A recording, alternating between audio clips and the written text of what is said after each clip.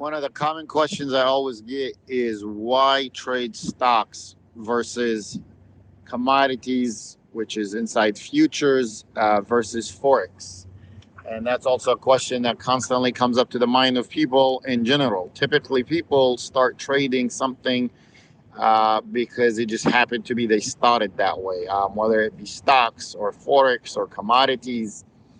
And truly, when you do technical analysis, it really doesn't matter which one you trade. At the end of the day, if you believe in technical analysis and you trade off of charts and off of indicators, then really there is not much difference as far as that. But there is key mathematical differences on why to trade stocks versus futures, which is commodities, versus Forex. And those mathematical differences are basically factual information. And those are the fact that you have Forex as a percentage move of the underlying. It rarely moves compared to commodities or stocks. So Forex being the biggest market in the world, being that it's a market that trades currencies, one currency against another, you're not going to see a currency of the major G7. G7 is the euro, yen, Canadian dollar, Australian dollar, New Zealand dollar, US dollar, of course, and the British pound and the Swiss franc. If you count these currencies, it's about G7 or G8, depends which ones you add. The reason that it doesn't move a heavy percentage because you're trading one country's currency versus the other.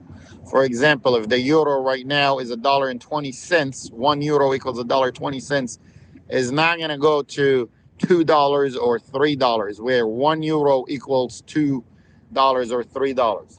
The most they'll move, and historically speaking, if you look at a 20-year chart, is maybe from 80 cents to $1.60 and back. So it's safe to say the largest percentage move in currencies, and we're talking over a decade probably, is 100%. That's why in Forex, you get the most amount of leverage more than any other market, which is only 2%. 2% leverage, meaning if you put $2,000, you can buy $100,000 worth of currencies. They give you that leverage because the currencies don't move as much as compared to, again, commodities or stocks. Now, remember, the leverage you get in Forex is through margin, which means even though you only have $2,000 in the account, $2,000, you're responsible for the whole quantity.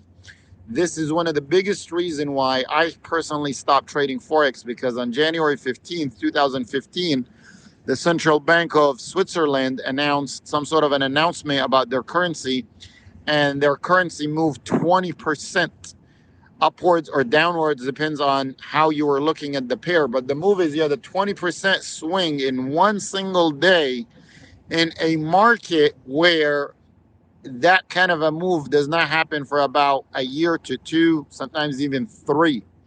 And that move was not only enough to wipe out some traders, it was enough to wipe out some complete brokerage houses, some banks, some banking corporations that do the clearing firms for brokers.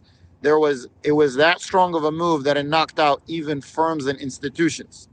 The second thing you go to is commodities. Commodities are traded under futures. Commodities, soybeans, coffee, corn, sugar, silver, gold, just about everything you can think of. It goes all the way to cocoa, to cotton, lumber, all that stuff. Those have the second biggest moves in terms of absolute percentage basis.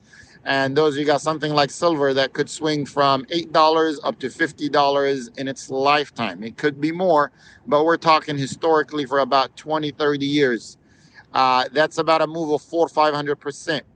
Same thing you can get with soybeans, which can go up from 200 all the way up to 800. Soybeans oil and soybeans meal did the same thing. So the leverage, the margin you get there is naturally lower.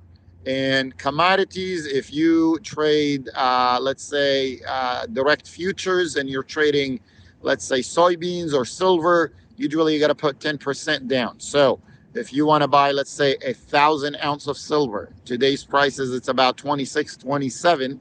That would be $27,000. You only have to put up about 2,700. Again, it's less of a margin that they give you, and that is probably calculated based on the notional and how much of a move futures or commodities do. The third is stocks. Stocks, as we probably and most of us know, it could swing up to 1,000%. It could be in as little as a year. It could be in as much as 10 years and sometimes longer. Generally, though, a stock is expected to keep going up and up and up over the long run. Why is that? Because stocks, behind each stock, there is a company, and behind each company, there is management. So typically, it goes up to match along with inflation.